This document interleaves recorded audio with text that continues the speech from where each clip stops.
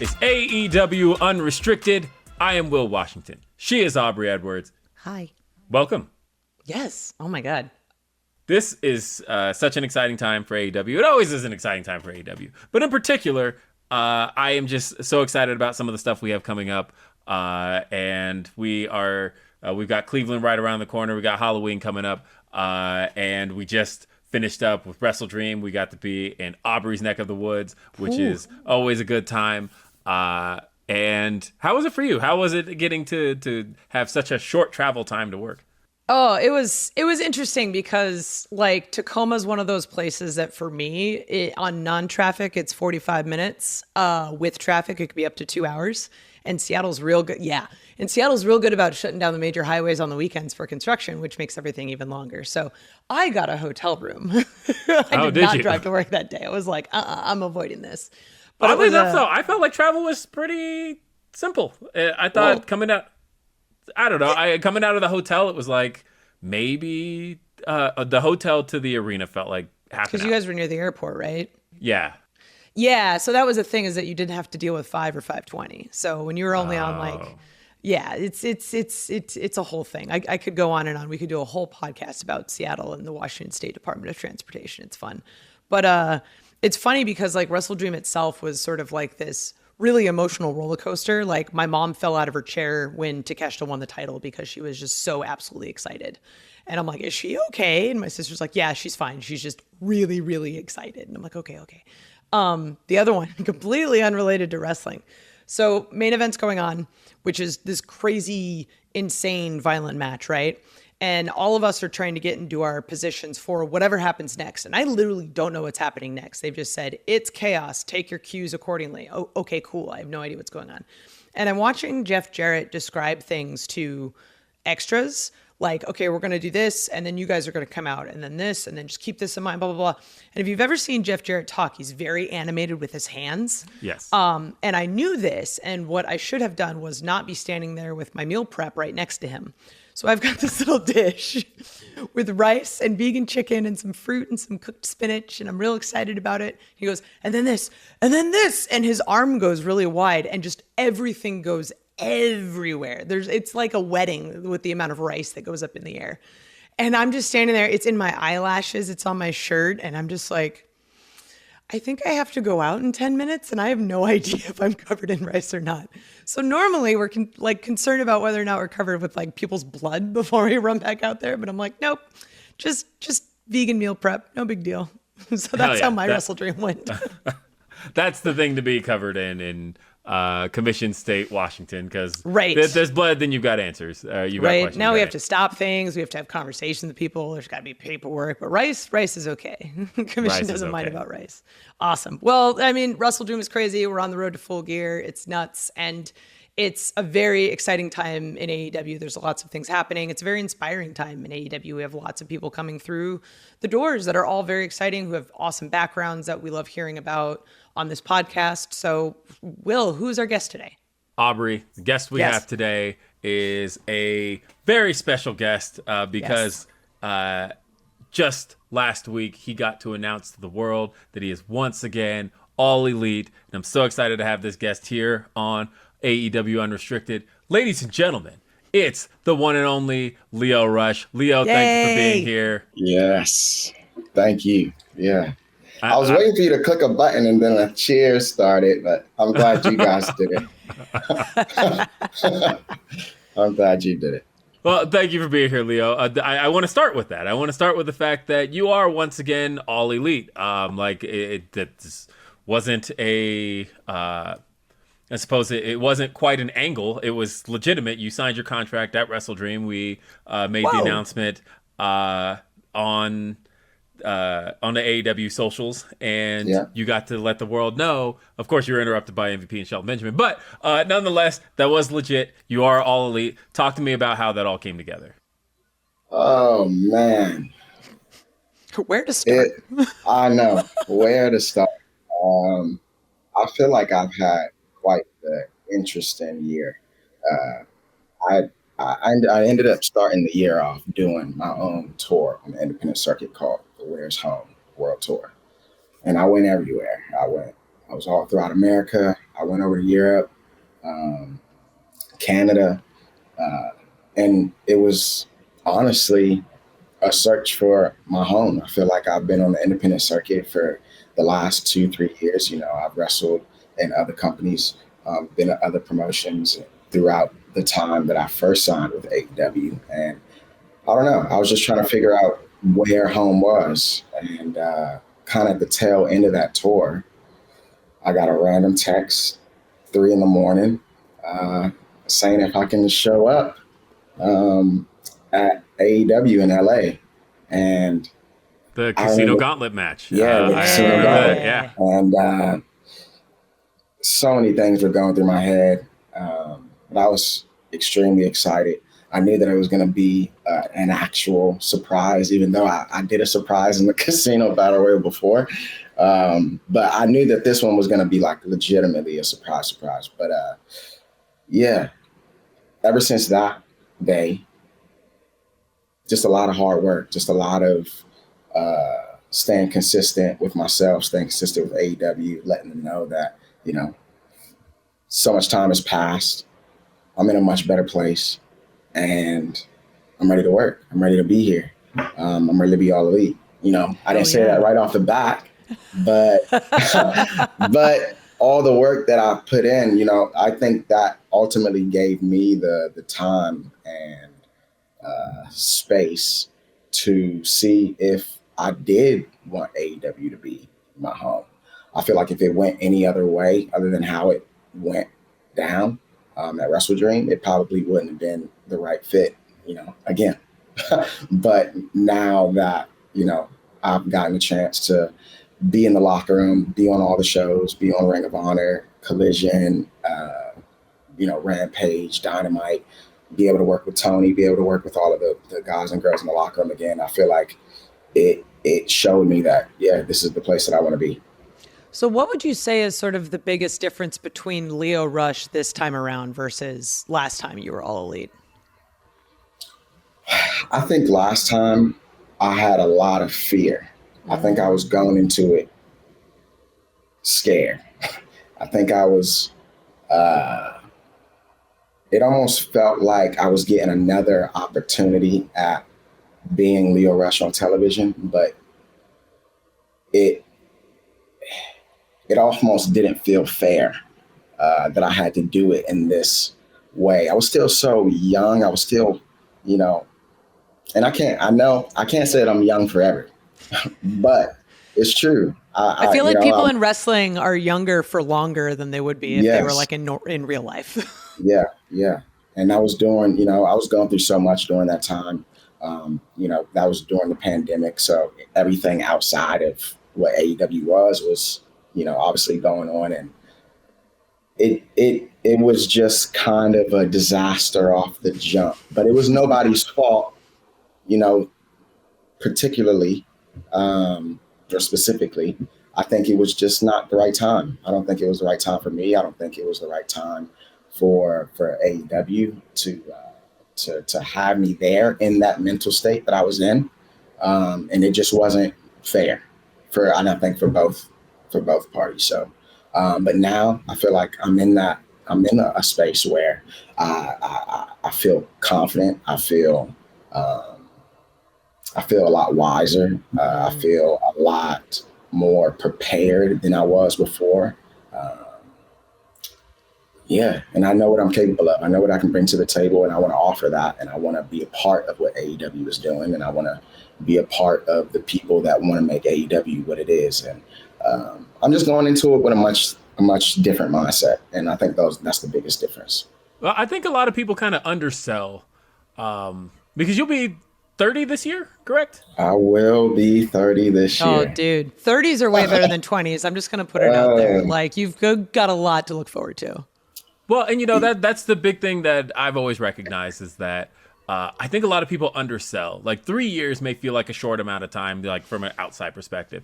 But when that 3 years is the difference between your 20s and your 30s, like it is such a maturity milestone to hit that when you do hit that point and all of a sudden it's like there's just certain things that just priorities change. There's so many things that just click differently. And so, I can definitely just respect the idea of, I felt like for me personally, 26 was a completely different William Washington than 30-year-old me. Like as a parent, like everything, there's just so much that can change and that can affect you. And so like, I fully respect the idea that, you're in a different headspace today. Would you agree with that? No, for sure. No, I definitely agree with that.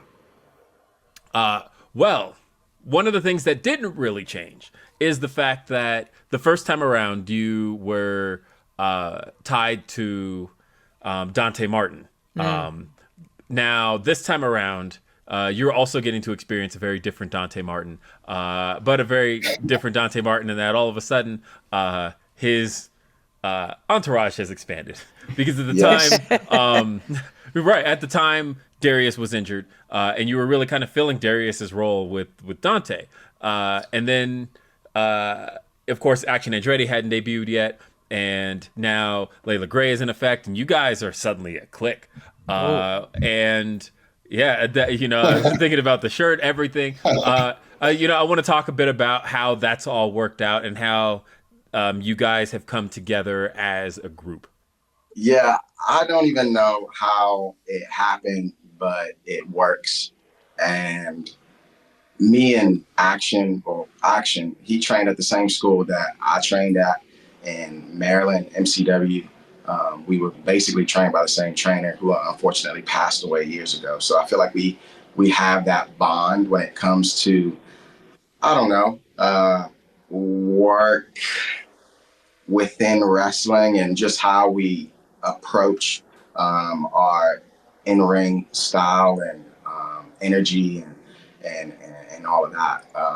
Dante, the obvious history with Dante, being the first time that I was signed to AEW, which is crazy because I remember getting a rental car and I asked Dante if he could drive, and he said that he still wasn't old enough to rent a car. Yep. And it made me think about just how young he was, even like back then when I first started doing stuff with him. And I was just like, man. But then Darius, Dante and Darius, but Darius in particular, Darius met me when he was about, I think like 14, 15 years old.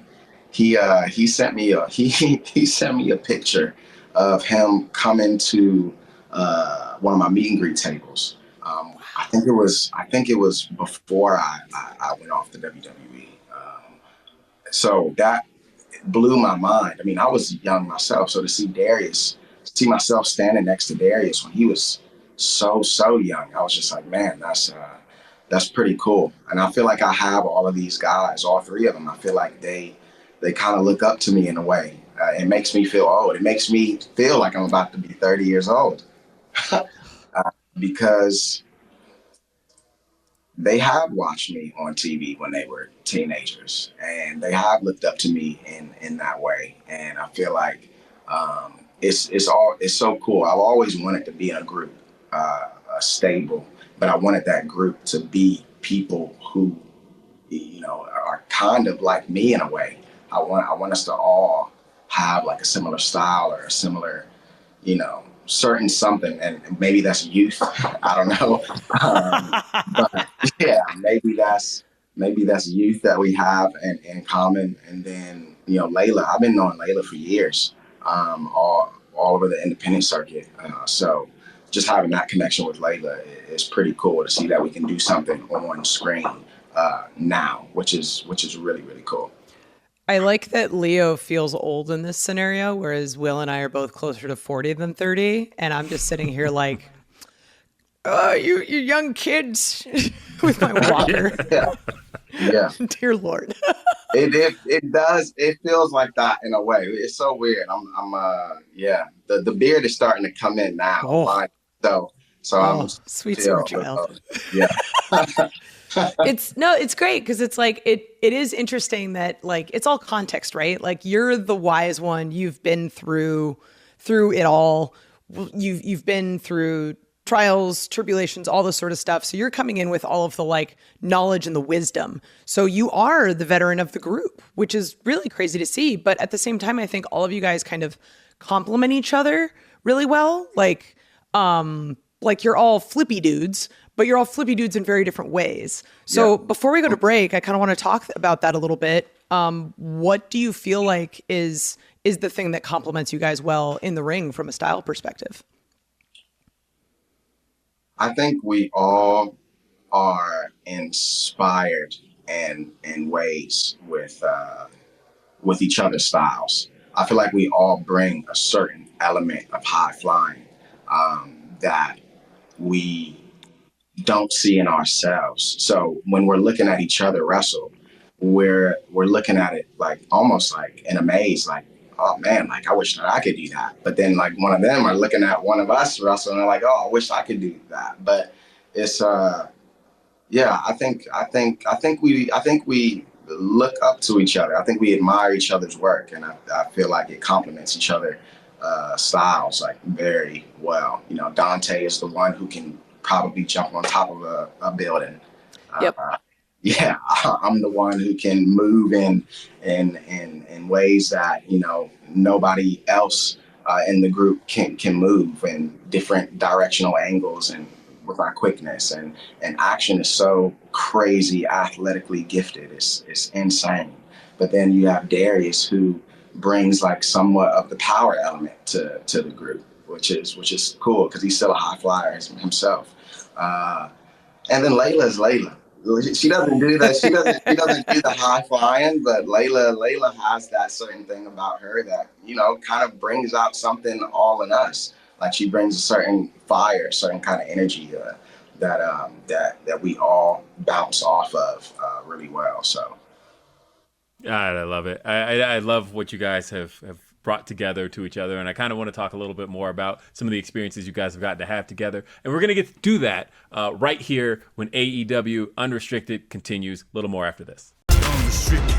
AEW Unrestricted, we're back. It's Aubrey and Will with our guest Lio Rush, and we are talking about really your experience so far being a part of Top Flight as a faction.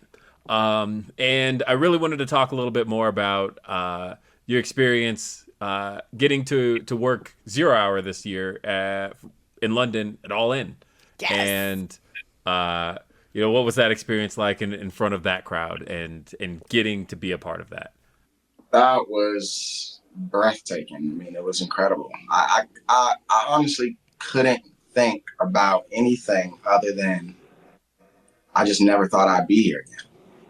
I never thought that I'd be in AEW again. So for me to be able to work my way from that Casino Battle Royal to All In and just being able to, you know, be out there before the doors opened and see, you know, how big the stage was and how big the ramp was and to see, you know, who I was having that moment with. I think it was pretty special. I think it was really special. I was proud of myself. I was proud of, you know, everybody that was there, not even just, you know, Dante, Darius, and Action, but just the whole crew. I think it's pretty cool being a part of, and granted, I'm not an AEW day one, you know, person, but I have been around during the early years of AEW. And I mean, it's still in the early years of AEW. So I feel like to just be able to be a part of that is really cool and really special. And for me to almost be a part of AEW in two completely separate eras of AEW too, just seeing the growth of it all and the growth within myself to get to this point. So it was really cool. Yeah, for sort of the context of the timeline, I mean, the first time you were around was during the pandemic, and the second time you were around, we're doing shows at Wembley. So obviously a very different AEW, and there's just been so much growth in us. But also it's kind of funny because it's like almost a comparison to you. There's so much growth with you, both as a person and a wrestler. It's kind of like the stories are parallel almost. It's really beautiful. I also loved that 16-man match because I feel like everyone kind of stood out in their own way, even though there are literally 16 people and it's like there's so much going on, but it's like everyone gets a little slice of appetizer to show who they are before like the main show starts. So it was really, really cool, and I'm glad you got to be a part of that. Really cool. Yeah, and I'm glad that you were part of that. And for the record, I've never been a part of a 16-man. Me neither. Before. I think we were planning it, and I literally just looked somebody and I go, okay, who's involved in the finish? And then I just didn't even bother knowing anything else. I'm like, we'll figure it out when we're out there. That was really cool. It was insane. So on the topic of matches, you've had a number of really awesome matches since you've gotten back. Another one we worked together was you and Jack Perry when you were challenging for the TNT Championship. And is there any in particular that really stand out to you so far in your time at AEW, either the first run or the second? Well, this second run has been, I couldn't have even dreamt of some of the matches that I've had so far. That ladder match is forever going to stick out to me. Being powerbombed on that ladder by Takeshita was horrible. The match that I found out what seemed like the day of that I was wrestling PAC. And I was like, this is a really insane match to find out that I'm having today. I mean, this is somebody that I watched, on TV. I got to be in there with Bryan Danielson. I got to mix it up with Claudio. I got to mix it up with Roderick Strong. Mox. I mean, I've been able to work with so many people and wrestle so many people that I've literally looked up to. And I get to work with them every single week. So it's been really cool to be able to have these matches, not even for myself, but, for the fans. I feel like I always see so many, messages, DMs or tweets of people saying like, man, I didn't even know that I wanted this match until like it was in front of our faces. So it's been really cool. I will say that peeling back the curtain a little bit, just as an observer, when one of the segments I produced that ended up being for social was you with MVP and Shelton. And when I came up to you and told you about this and told you where it was leading, I watched your eyes light up. When I said this is heading toward you and Shelton, and I could just see it in your face of like, oh, I get to work Shelton Benjamin. Yeah. This is going to be something. And like that to me felt amazing. Just to watch, I can definitely see that in this run there's a certain excitement about some of the names you're getting to work and some of the experiences you're getting to have with guys that, again, just for me as a fan, I got to watch growing up, and now seeing you get to work with these guys and I can just sense that there's a sense of how did I get here, and a bit of excitement from you that I think is making this an incredible run for you. Yes, no, absolutely. And to kind of go off of what you said of, how did I get here? I've been thinking about recently just of myself as a kid wanting to be a professional wrestler. And I remember the day of sitting in a diner with my parents coming up with the name Lio Rush. Whoa. And I remember, wanting to be signed to WWE. And I remember wanting to wrestle for New Japan Pro Wrestling. And I remember wanting to wrestle for, TNA and Impact and just all these places. And I was just thinking to myself, like, man, like, I was a kid with a dream and watching all of these people on TV. And now I get to fly across the world and bump into some of these people that I've watched, and they can come up to me with a hug and say, Leo, it's so good to see you. And I'm like, how did I get here? How did I, get to a point where I'm glad that we're talking about this, because I was thinking about if I wanted to tweet it out or not. But my first wrestling t-shirt that I ever bought as a, like, just me being a fan and wanting to have a t-shirt of a wrestler, I bought a Daniel Bryan t-shirt.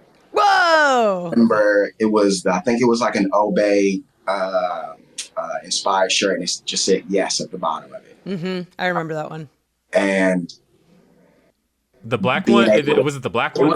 I had a gray one. It was okay, like, yeah, I know exactly the one you're talking about. Yeah.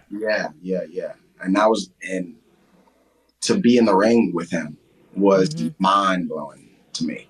To be able to see that match that he had with Mox was mind blowing to me. The fact that, I was there live. So yeah, it's been a pretty cool experience the second go around. And this run is exciting to me. I want to touch back on how you said, you came up with the name Lio Rush in a diner with your parents. So they were obviously very supportive of you being a wrestler then, if this is something you've been talking about, realistically your entire life.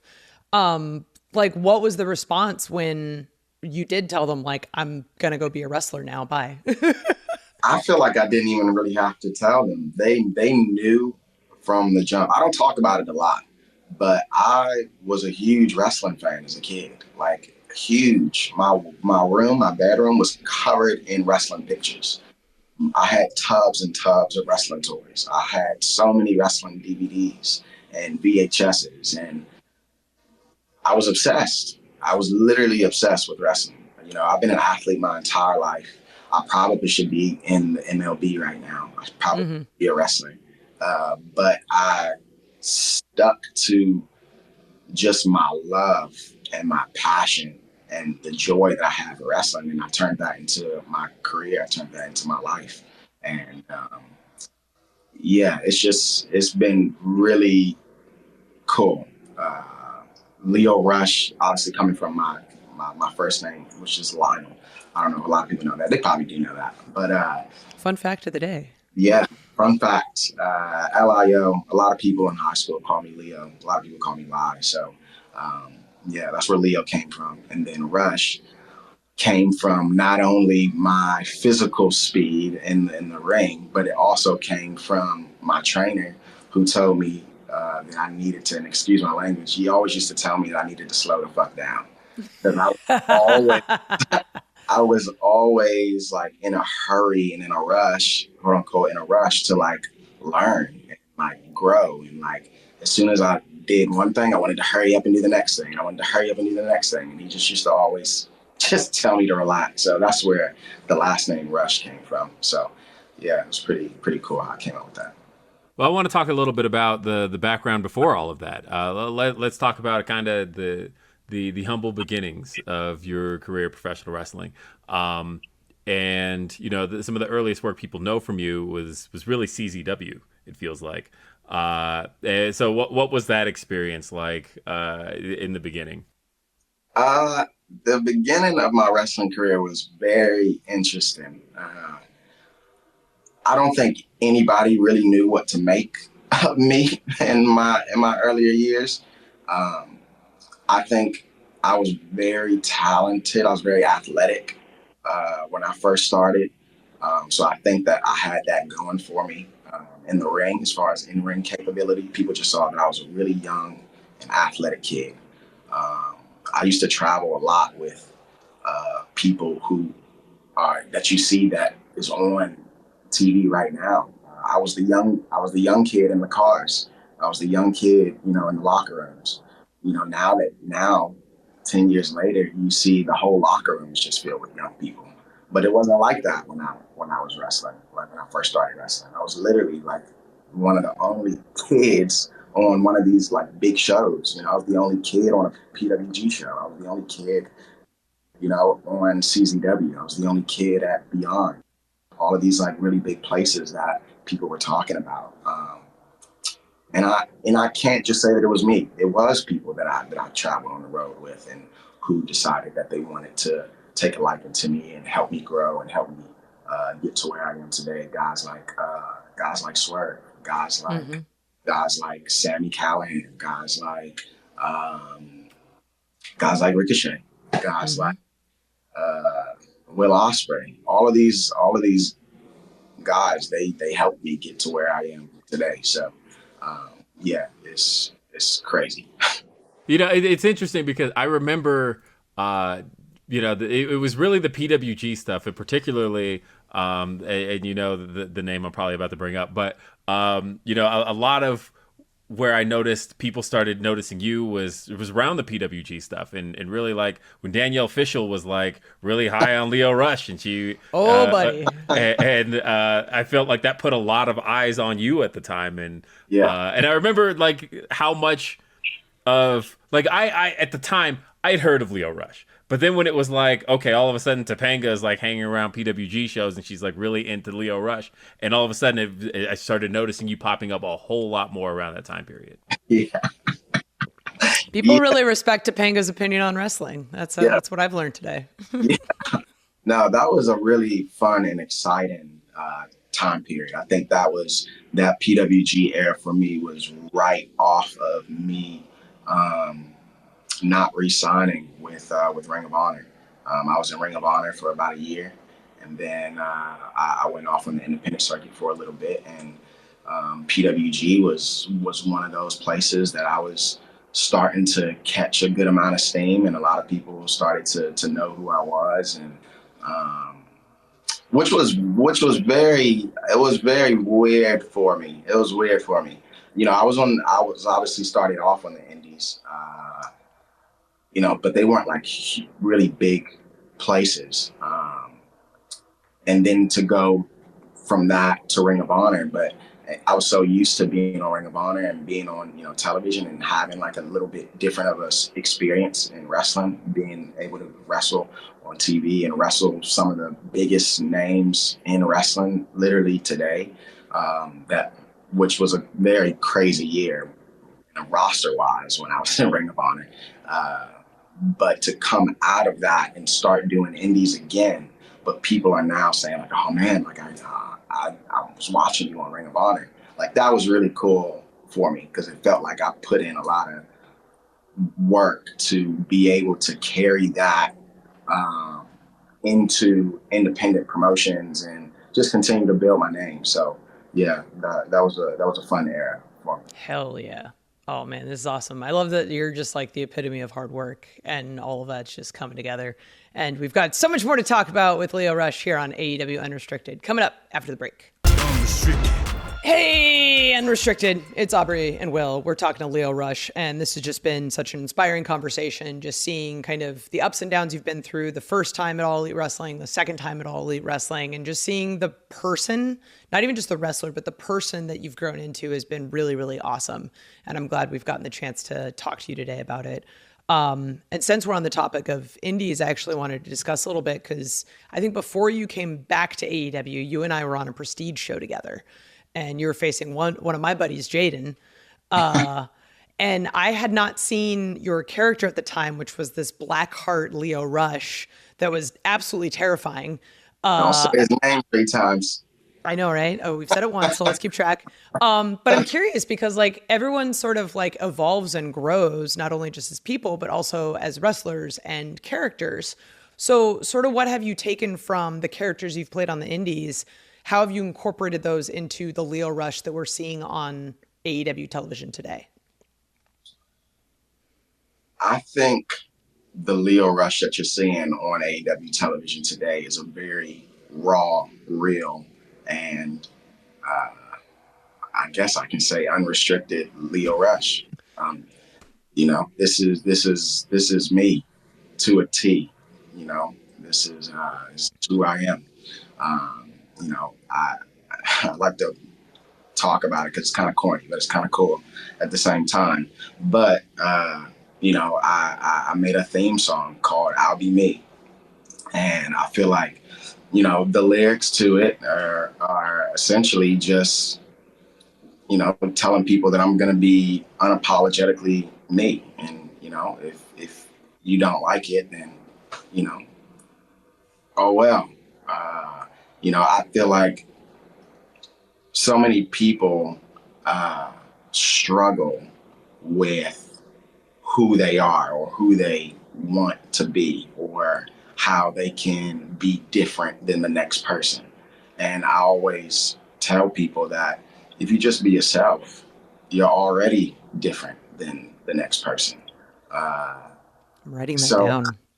I think, so many people are scared to be themselves, and I'm guilty of it. I'm still kind of guilty of it. I'm still growing. I'm still learning. I'm still learning myself, learning who I am, learning how to communicate, learn how to, you know, communicate to people that this is who I am, and be comfortable with that. So the person that you're seeing, the wrestler that you're seeing on AEW right now, is the person that I am becoming, the person who I've always wanted to be, and the person who I know I am. And that's me. That's Lio Rush. That's the person who works hard and loves music and loves fashion and loves entertaining and loves bringing people up with him and loves contributing to other people's success. That's me. So, yeah, you're seeing me. I love it. I want to talk a little bit about the music, Yeah. and the fact that that's something that fans have really gotten to experience from you over the last few years, and you've gotten to really find your groove in that and find your sound. Talk a bit about what inspires you musically. I think life experiences, different vibrations and time periods that you live in. Um, I feel like making music is almost my voice. Like I said, I'm still trying to figure out how to communicate to people who I am or who I want to be or how I am. And I feel like music is my voice. When I'm in a very professional setting, I feel like I do know how to bring those words to play. But when we're getting more intimate and we're talking about things that do cut deep and things that do, hit the surface, I do struggle with that a little bit. So I feel like with my background, with my family, being musicians and being artists, I feel like that is just a part of me. Music isn't something that I just wanted to, I want to like just randomly be a music artist one day. It's like I feel like this is just something that has come out of me because this is what I am used to or what I know or uh, yeah. So music to me is very uh, emotional to me. It's very uplifting to me. It's very I feel like music can be so inspiring and in so many ways. It can be so influential in so many ways. It can dictate people's moods. It can dictate people's thought processes. It can, music is so important to me. And not just the lyrics, but the melodies and the harmonies and the BPM and, all of that stuff, triggers human emotion and interactions and so many different things. So, yeah, I hope that music is something that a lot of people are gonna hear more from me now that I am in AEW. I plan on, putting that in the forefront a lot more. So I'm looking forward to it. So you've been very open about your struggles with mental health a lot of times in your song lyrics and whatnot. How do you practice self-care? Like, how do you take care of yourself? That is a very good question, Aubrey. That is something that I'm actually still trying to figure out to this day. I feel like I give so much of myself to so many people. I'm a husband, I'm a dad of 3 boys. Poor buddy. I've got 4 sisters. I'm I'm busy. So yeah, I'm hard on myself when it comes to that. Self-care is one of those things that I try my best to focus on, but I'm not the best at it because I'm a workaholic. Same. You know what I mean? I bury myself in work all the time. Not because, I'm trying to distract from something, or because I'm trying to, push out to do something that isn't self-care. But this is just this is just who I am. I've been this way since I was a kid. I've been a hustler since I was a kid. I've been, a go-getter since I was a kid. So I need help in slowing myself down. It takes practice. Yeah, but the music helps. Like that's also why I like, making music, because it does sit me down. It helps me, mentally process, everything that I'm going through. It helps me relax physically, because I definitely am here, there, and everywhere. So it helps me kind of sit down in one spot. I'm also I'm a big wellness person too. I do like to take care of my body. Not just my mom, but I do like to take care of my body with cryotherapy and acupuncture and all the good stuff that people should be doing. Well, I guess to bring this back around and bring closure to this podcast, but not necessarily bring closure to Lio Rush. I want to fast forward to the when we reach the point where we can wrap it all up and look back on this AEW run for Lio Rush. When it's all said and done, what do you want people to know and remember about this particular run? Ooh. That I'm one of the best to ever do it. Hell yeah. Oh, so good. But I don't think we can do any more. I think that's just how you have to end it. 100%. Just leave that in people's minds. So the next time they see him, go, yeah, no, he's the best. I love it. Yeah, we'll just pull that clip and we're like, yeah, we knew. No, we knew. See, we had the proof, guys. Here it was. He said it. We heard it here first. AEW Unrestricted. Thank you for being here today, Lio. It was awesome. Guys, I appreciate it. Hell yeah. You can follow Lio Rush on Instagram and X. I am Lio Rush. And of course, you can listen and follow this podcast. New episodes every Thursday, Apple Podcasts, Spotify, wherever you get your podcasts. We've got video episodes with all of our mugs on them. They released earlier in the week. Check our YouTube channel, AEW Unrestricted. Hit the subscribe button so you don't miss an episode, and catch all of the latest AEW shows on the go when you download the TNT and TBS apps from the App Store and Google Play. Then sign up for a weekly newsletter at tntdrama.com/elitefleet. Get all the updates on upcoming shows, live events, sweepstakes, merchandise, and more. Dynamite TBS Wednesdays, Rampage TNT Fridays, Collision Live Saturdays, ROH streams every Thursday. I'm Aubrey Edwards. That's Will Washington, Lio Rush. Thank you so much for listening to AEW Unrestricted. Peace out.